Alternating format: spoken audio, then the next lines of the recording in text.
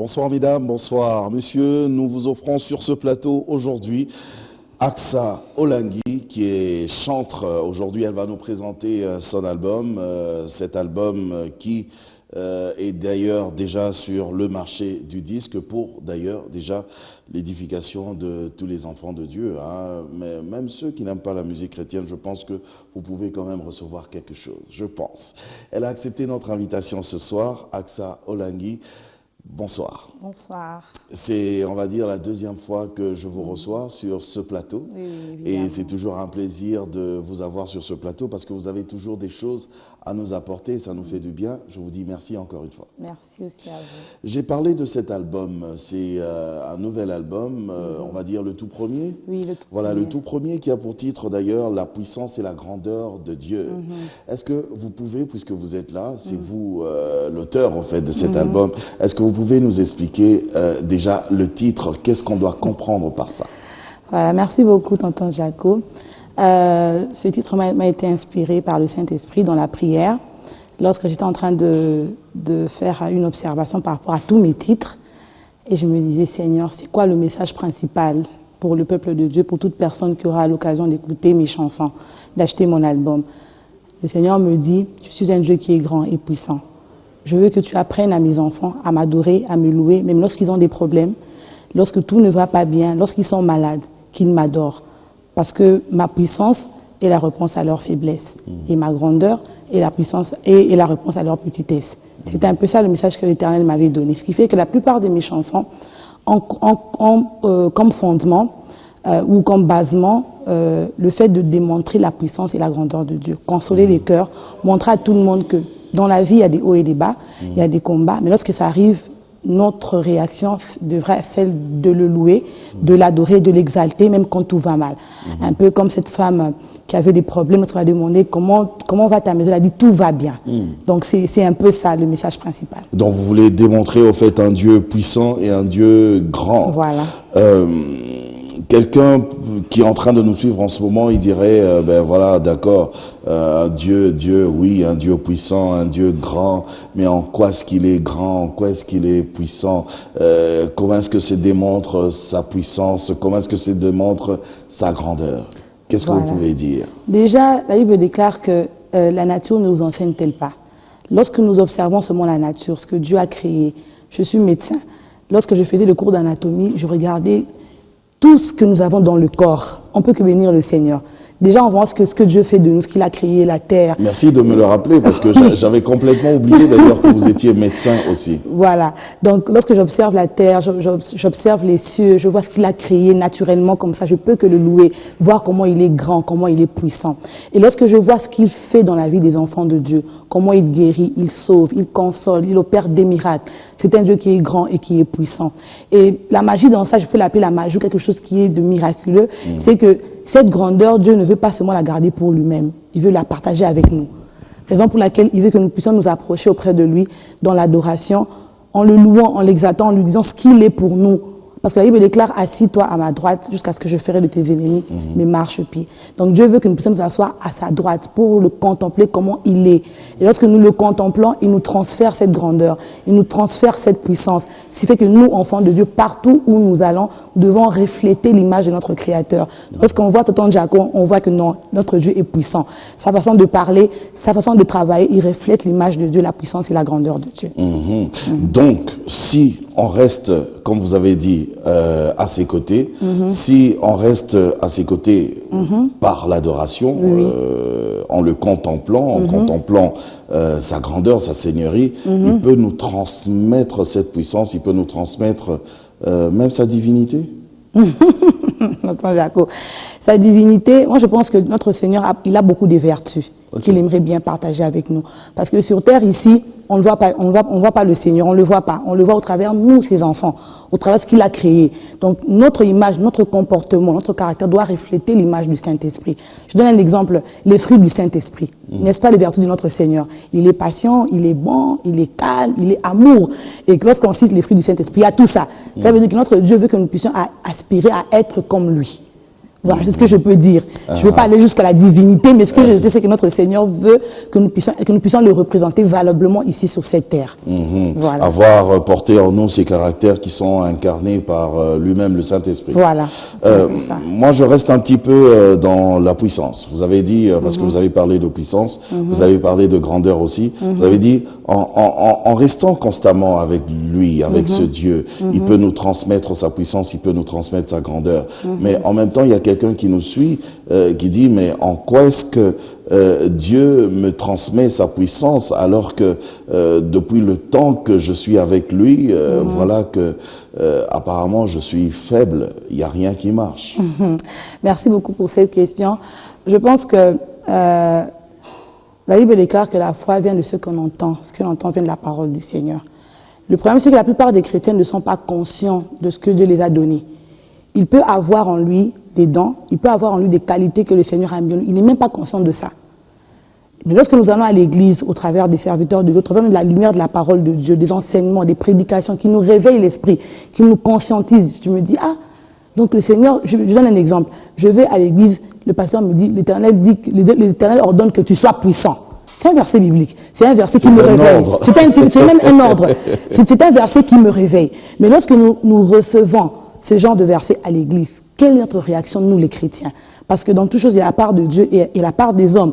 Donc lorsque tu entends la parole de Dieu, lorsque tu lis la Bible, lorsque tu es édifié au travers d'un livre ou une chanson, c'est maintenant à toi de prendre conscience, d'adopter ça et de marcher avec ça, dans la foi, pour voir ces choses s'accomplir. Mais déjà, quand nous parlons de puissance, là, on parle de Dieu qui nous transmet sa puissance.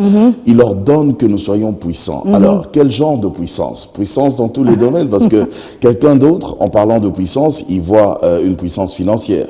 Une autre personne, quand on parle de puissance, lui, il voit les armements bien lourds. Bon, puissant comment? Ouais, moi, je pense que puissant dans tous les domaines, parce que notre Dieu nous a envoyés sur cette terre, on a chacun de nous des missions différentes, des buts, des objectifs différents. Et chacun par rapport à son domaine, chacun par rapport à son but sur la terre, doit refléter l'image du Seigneur. Je donne un exemple. Vous, Tonton Jaco, vous êtes dans les médias.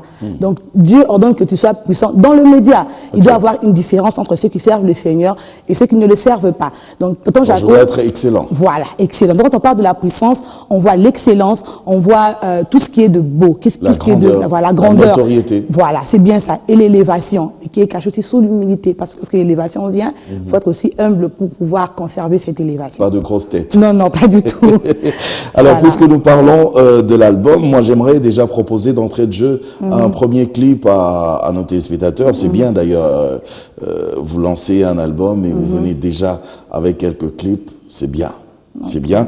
On va regarder un tout premier clip qui a pour titre Mon assurance. Voilà. On va revenir juste après pour essayer de décortiquer et en parler un petit peu par rapport à ceux qui n'auront pas compris le message repris dans cette chanson.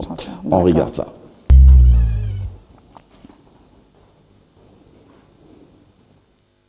Voilà. Mon assurance. D'ailleurs, je vais corriger très vite. Tout au début, j'avais dit que l'album était sur le marché. Non, pas encore sur le marché. L'album sera disponible déjà au mois de décembre. Hein.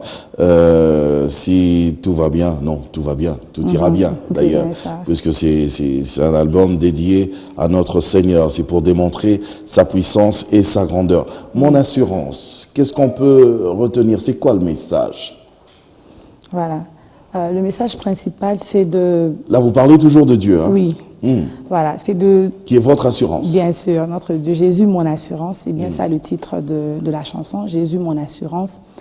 Au fait, c'est juste pour donner le message à toute personne qui aura l'occasion d'écouter cette chanson, que quels que soient les problèmes, notre Seigneur est notre seule assurance. La Bible déclare, heureux l'homme qui se confie en l'Éternel. Il est comme un arbre planté près des eaux paisibles. Pourquoi? La plupart des personnes se confient, ont comme assurance des personnes. Quand vous regardez bien le clip, j'ai illustré, j'ai écrit un script. Il y a une fille qui avait son assurance, son petit ami. Il y a un garçon qui est en train de lui chuter à l'oreille là, elle lui donne des promesses et tout. Elle était toute contente, toute heureuse.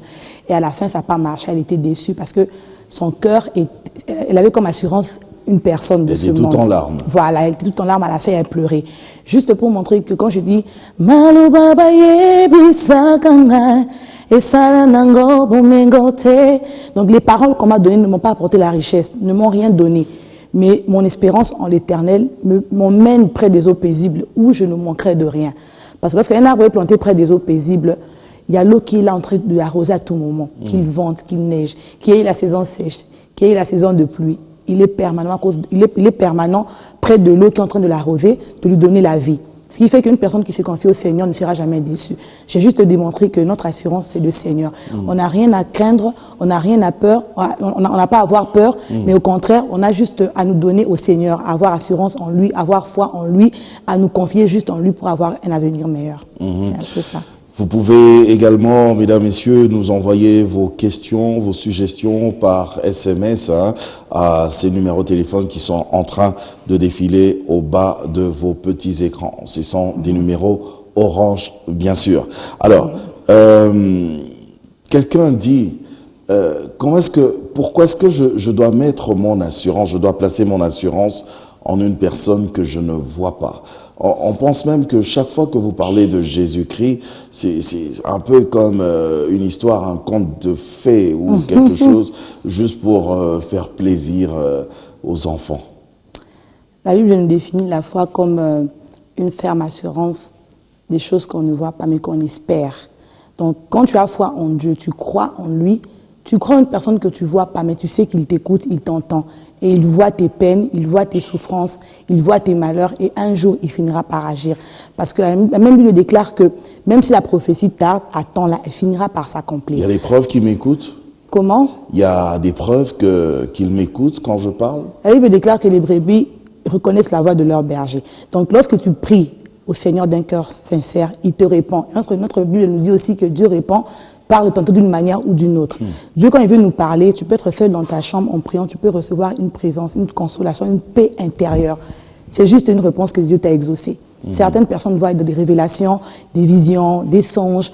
Certaines personnes, juste en ouvrant la Bible, ils tombent sur un verset dans les psaumes qui dit « Ma fille ne craint rien ». Donc Dieu t'a répondu. Dieu nous répond d'une manière diverse, par des prophéties, par des songes, par une paix intérieure, par une voix audible. Donc lorsque tu es vraiment en intimité avec le Seigneur, notre Dieu parle de diverses manières. C'est juste à toi de reconnaître sa voix. Est-ce que c'est pas aussi un peu normal de... je vais pas parler de foi, mais de compter sur quelqu'un, sur une personne. Peut-être que Dieu va agir aussi, passer par cette personne-là pour m'apporter la solution dont j'ai besoin. Bon, je peux pas dire compter sur la personne. Je peux peut-être dire d'abord compter sur Dieu, parce que c'est Dieu qui touche les hommes. C'est Dieu qui touche les cœurs des hommes. Parce que la Bible déclare que l'Éternel tient le cœur des rois dans sa main comme un courant d'eau. Il peut le bouger comme il le veut. Donc, personnellement, ça dépendait que de moi. Je ne peux pas faire confiance aux hommes, mais je ferai confiance à Dieu qui a le pouvoir de toucher les cœurs des hommes pour m'aider. Voilà. Est-ce que Dieu a la capacité de tout changer? Bien sûr. Est-ce qu'il a la capacité d'apporter des solutions? Bien sûr. Tout le temps? Ça dépend de lui. Dieu, il fait grâce à qui il veut. Il agit quand il veut, quand ça lui plaît. C'est pas à nous d'imposer au Seigneur d'agir, mais c'est à lui. Quand il regarde, il dit, bon, je vais faire grâce à Aksa. Malgré mes faiblesses, Dieu peut me faire grâce. Donc c'est à Dieu. Il est le maître de temps et de circonstances. Il agit quand il veut. Dans votre album, le titre même parle d'un Dieu puissant et grand, non? Alors comment ça se fait que lui, le Dieu puissant et grand, nous laisse deux fois pleurer, nous laisse deux fois souffrir, laisse même deux fois les sorciers nous déranger? Merci beaucoup pour cette question. C'est même parmi un message clé d'un de mes titres aussi qui va passer, je crois. Le titre, c'est He Answers by Fire. Notre Dieu répond par le feu. Les gens, lorsqu'ils ont entendu cette chanson pour la première fois, les gens pensaient que c'est le feu qu'on invoque pour consumer les démons.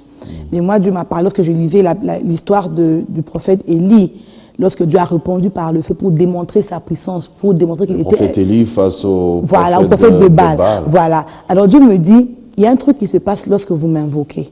Lorsque vous m'invoquez, je dois descendre et agir. Et souvent, lorsque je descends agir, je descends de diverses manières.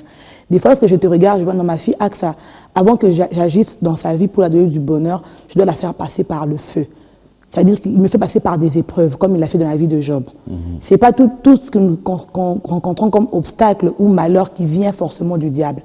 Des fois, c'est Dieu qui permet pour éclater sa gloire. Il permet que peut-être les sorciers t'attaquent. Il permet qu'il y ait des problèmes dans ta vie, qu'un homme puisse te décevoir, qu'il y ait des malheurs, des souffrances dans ta vie. Il sait pourquoi il le fait. Et Dieu m'a dit lorsqu'il le fait, c'était personnellement mon témoignage à moi, où je comprenais plus ce qui se passait dans ma vie par rapport à mon appel, par rapport à mon ministère. Vous n'étiez pas attaqué par les sorciers. Non. Il y avait tellement de persécutions. Et Dieu me dit, Aksa, je te fais passer par le feu. C'est comme de l'or pur qui doit passer par le feu dans une industrie pour avoir la meilleure forme, afin d'être de l'éclat, pour être présenté dans une boutique devant la vitrine. Donc, Aksa, il me dit, Aksa, je veux te présenter devant la vitrine, mais avant, tu dois passer par le feu, avec toutes ces tribulations pour que ma gloire soit éclatée plus tard. Donc, notre Dieu, des fois, il permet, comme dans le cas de Job, que nous puissions passer dans des épreuves pour éclater sa gloire. Mais si ce sont des attaques du diable qui ne viennent pas de la volonté de Dieu, c'est à nous de prier et de demander à Dieu de nous orienter dans le combat pour combattre avec précision. Parce qu'il y a beaucoup de chrétiens qui combattent l'ennemi sans précision, comme tout le monde. Paul disait, je ne combats pas comme battant l'air en désordre. L'ennemi, lorsque tu le connais, tu l'attaques mieux. Mais lorsque tu ne connais pas ton ennemi, tu ne peux pas faire une prière de combat sans pourtant savoir qui est ton ennemi. Tu vas commencer à lier n'importe qui, lier ta tante, tu lis ton nom, tu ne sais pas qui au fait est la source de ton malheur. Mais lorsque tu pries avec précision, tu sais comment attaquer ton ennemi. Donc ce que je peux dire dans ça, c'est qu'il y a des malheurs qui viennent de la volonté de Dieu, où Dieu veut nous faire passer par des épreuves, mais il y a aussi des malheurs qui ne sont pas de la volonté de Dieu, où Dieu veut te réveiller dans le combat spirituel pour pouvoir attaquer le diable. J'ai posé cette question expressement parce que finalement, on a comme l'impression que c'est le monde des ténèbres qui gagne toujours. On voit les sorciers qui font ce qu'ils ont envie de faire, les magiciens qui font ce qu'ils ont envie de faire, et ils sont même pas inquiétés, ils continuent. D'ailleurs, on a l'impression que ils excellent. Non, notre Dieu est tout-puissant. Le diable peut avoir sa puissance, mais notre Dieu est le tout-puissant. C'est la raison pour laquelle on met le tout-puissant là, parce que Dieu sait que dans ce monde, les agents des ténèbres, ils ont une puissance qu'ils utilisent, mais notre Dieu est le tout-puissant. Donc la puissance de notre Dieu surpasse la puissance des ténèbres. Ils peuvent agir, mais lorsque tu te confies à Dieu, lorsque tu pries avec lui, il y a toujours la victoire. En tout cas, on va regarder un deuxième clip. Là, vous l'avez travaillé en featuring avec le frère Sylvain Kachila. Le titre, c'est Saint tu es. Voilà, ça fait toujours partie de cet album. Bien sûr. Voilà, on va regarder. Et j'ai aimé surtout la façon dont vous avez fait le clip, parce que c'est vraiment comme si c'était un concert. Merci voilà, beaucoup. on va regarder ça, un featuring avec bien sûr Sylvain Kachila, Saint tu es. Aksa Olangi en featuring avec Sylvain Kachila, Saint tu es. Donc, à part le fait que ce Dieu soit puissant et grand, il est aussi saint. C'est quoi le message qu'on peut retenir à part le fait qu'il soit saint? Parce qu'on a même senti dans la chanson que vous ne dites que ça, vous ne répétez que ça. Il est saint, saint, saint, saint tu es, saint tu es. Notre Dieu, il aime la sainteté, il vit dans la sainteté, et raison pour laquelle la Bible déclare que sans la sanctification, personne ne verra Dieu. Et il nous appelle, nous, ces enfants qui avons cru en lui, nous sommes des saints. Le message ici, d'abord, j'étais en train de démontrer l'habilité, la capacité, sa façon de faire dans nos vies. Lorsque nous observons cela, nous ne pouvons que le dire combien il est bon, combien il est saint. Et puisqu'il est saint, sa façon d'agir, il le fait en sainteté. On ne sait même pas l'expliquer. La manière dont il guérit, il change les vies, il transforme. C'est un Dieu plein d'amour, un Dieu plein de bonté. Raison pour laquelle dans la chanson, je dis, ton habilité, ta capacité, ta bonté dépassent notre imagination. Toutes ces vertus là dépassent notre entendement. Et à la fin, pour conclure, je dis, tu es saint. Saint tu es. Voilà. Il est saint, donc il est pur. Et ceux qui doivent s'approcher de lui doivent être aussi saints et Bien purs. sûr. Or, par rapport à notre habitude là, notre train-train, le quotidien des humains, c'est difficile d'être pur, saint, tel qu'il le veut. Donc finalement, on va jamais le voir alors. On finira par le voir. Le plus important, c'est de chercher cette sanctification. Parce tous que les d'ailleurs, jours. depuis ce matin, je suis sûr que j'ai péché d'une certaine manière. Bien sûr. Le problème, c'est dans la psychologie des chrétiens, dans la tête. Il peut arriver, nous sommes des humains. Peut-être j'ai critiqué. Mais le problème, c'est que dès que tu le fais, ta conscience doit te reprocher. Si vraiment tu cherches à mener une vie de sanctification et que tu marches selon le Saint-Esprit, il va t'interpeller. Il te dit, non, ma fille, ce que tu viens de faire, c'est pas ça. Et dans ton intérieur, Tu me fais une repentance directe.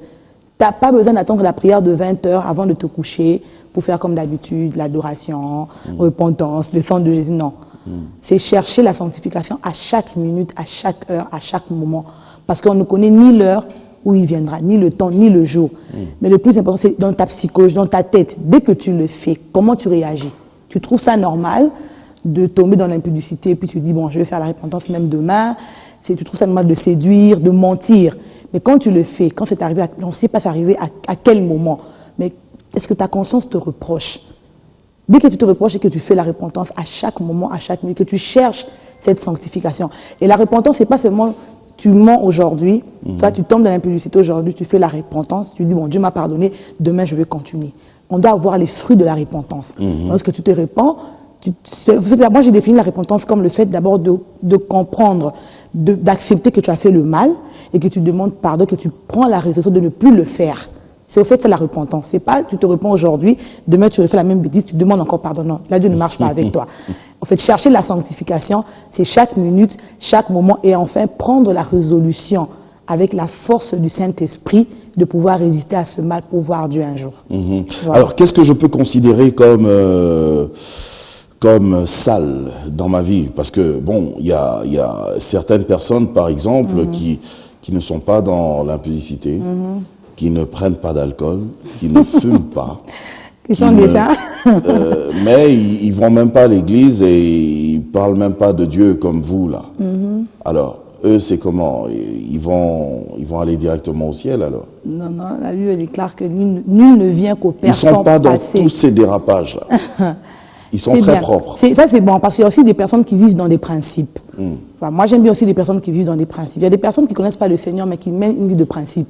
Ils se disent, moi, j'ai une femme, je n'en aurai pas plusieurs. Ça, c'est un principe. Et c'est d'ailleurs même une grâce.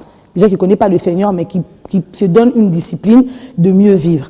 Mais moi, je peux juste ce que je peux lui dire. Je ne prends pas de l'alcool, je ne fume pas. Le chemin du ciel, il faut accepter Jésus-Christ comme Seigneur et Sauveur. Parce que la Bible déclare que nul ne peut aller au Père sans passer par moi. Tu dois accepter Jésus, faire de lui ton ami, parler avec lui pour hériter le ciel.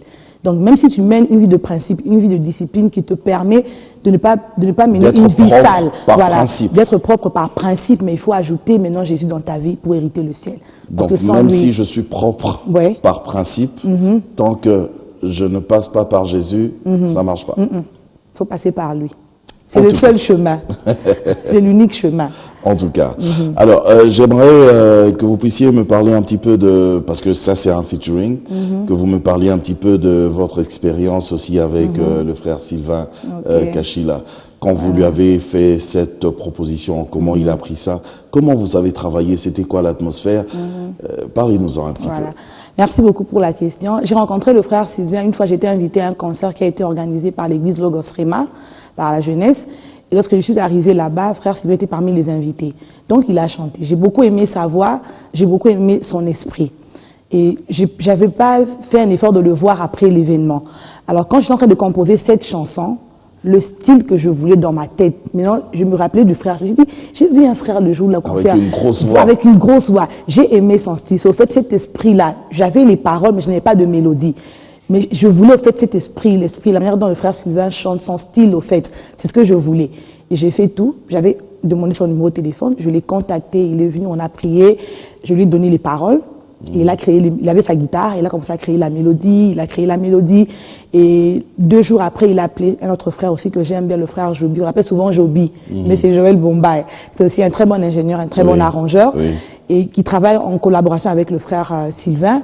Il est venu à une de nos répétitions, il a encore apporté une touche et on a arrangé la chanson. Et ce que j'ai appris avec le frère Sylvain, c'est que la technique vocale, au fait, il m'a beaucoup appris pendant les répétitions, il m'a beaucoup conseillé, il m'a beaucoup orienté et j'ai bénéficié de ce style. Parce que c'est un style que je voulais bien faire mais que je ne maîtrisais pas. Donc si j'ai su le maîtriser, c'est à cause du frère Sylvain que je remercie aussi en passant et que je salue. En tout cas, nous te saluons aussi, Sylvain. Alors, on va regarder ce clip quand même. Il nous reste juste quelques minutes, mais aujourd'hui, je veux qu'on regarde tous les clips. Voilà. On va regarder juste un extrait de ce que je vais proposer tout de suite. Le titre, c'est « I Answer by Fire ». D'ailleurs, l'explication, vous l'avez donnée déjà bien avant. On va regarder le clip, on va revenir juste après. Faut pas m'en vouloir, je le fais pour vous parce que je veux vraiment qu'on regarde aussi le dernier clip que j'avais prévu pour cette émission. Et Answer by Fire, vous avez dit, c'est pas seulement un Dieu qui répond par le feu, genre le feu qui va descendre comme Élie face au prophète de Baal, mais surtout aussi ce Dieu qui répond quand on l'invoque. Oui. Quand on l'invoque, quand on a des problèmes, quand on vient à Christ, quand on prie, Dieu nous répond. Et je disais tantôt, il nous répond de diverses manières. Il peut nous répondre par le feu.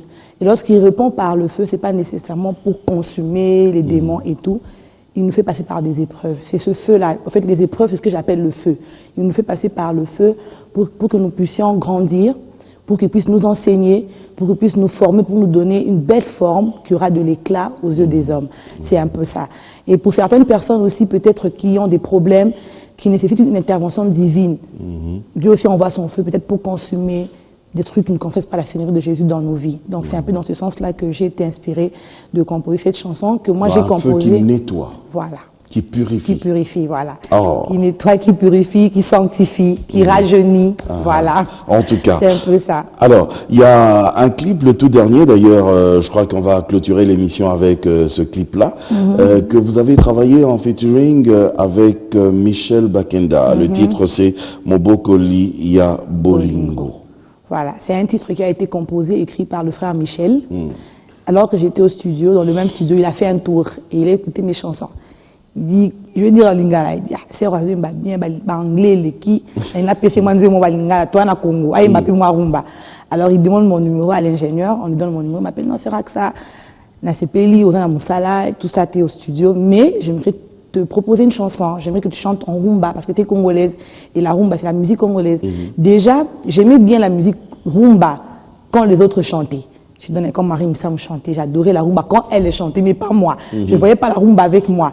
Mais c'est le frère Michel qui m'a beaucoup encouragé. Il m'a dit non, tu peux aussi le faire. Si tu le veux, tu travailles, tu peux chanter en rumba. Et il m'a emmené la chanson, on a répété. Ça s'est bien passé, on est allé au studio. C'est une expérience que je n'oublierai jamais parce que j'avais des difficultés même pour prononcer le lingala, pour respecter le rythme. Parce que quand on fait trop le gospel, des fois on a des difficultés de chanter en rumba. En fait, c'est un peu le défaut des personnes qui font trop du gospel. Donc, j'ai beaucoup appris avec le frère Michel, avec l'équipe qui m'avait accompagné. Voilà. Donc, et je dis merci au frère Michel pour cette proposition, que le Seigneur lui bénisse. Donc, si je comprends bien, cet album, qui est prévu d'ailleurs pour la sortie, qui est prévu pour le mois de décembre. Au mois de décembre, il y aura la vente déjà des CD par-ci, par-là. Mais au mois de janvier, on aura maintenant la sortie officielle, un concert où tout le monde viendra adorer, louer le Seigneur avec nous. Voilà. Donc, dans cet album, il y a un mélange de style, un cocktail. Un très beau cocktail de style. Un cocktail de style. C'est très bien. Alors, c'est quoi le message pour cette fin que vous pouvez dire à tous les téléspectateurs et à tous ceux qui vont consommer cet album? La puissance et la grandeur de Dieu. Je remercie d'abord le Seigneur, l'auteur de ma vie. Je remercie mes parents et je remercie toute l'équipe de B1, sans oublier tonton Jaco, qui me reçoit sur ce plateau. Ce que je peux dire à tous les téléspectateurs, c'est de croire au Seigneur, d'avoir confiance en lui, de croire qu'avec Dieu, nous ferons des exploits. Il est un Dieu qui est puissant, qui est grand. Quel que soit ce que nous sommes en train de traverser, difficultés, souffrances, espérer au Seigneur, avoir confiance en lui et d'accepter de vivre comme lui sur cette terre, dans l'excellence, pour démontrer sa puissance et sa grandeur. En tout cas, Aksa Olangi, merci. Merci beaucoup, tonton. Merci à vous, chers téléspectateurs, de nous avoir suivis également. Continuez à nous écrire, continuez à nous appeler, bien sûr, et ces numéros de téléphone qui défilent au bas de vos petits écrans. Nous, on va se retrouver la semaine prochaine pour un autre numéro sur le plateau, mais je vais vous laisser vous régaler pour cette fin avec ce clip, un très beau clip, une très belle chanson, un featuring du frère Michel Bakenda et de la sœur Aksa Olangi. Le titre, Mobokoli Ya Bolingo. Portez-vous bien et bye bye.